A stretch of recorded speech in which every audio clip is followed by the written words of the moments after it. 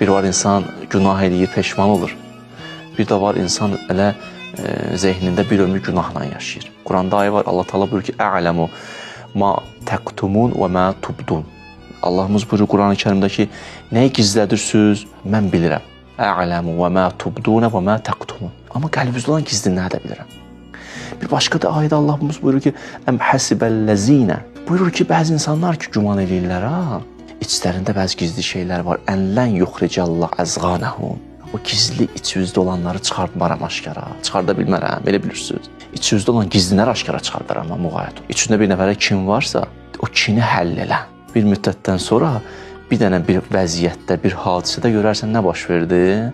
Adamın dili danışmağa başladı. Görsən, məsələn, o tərifləyəndə insan başlayır, üz mimikasında da görünür.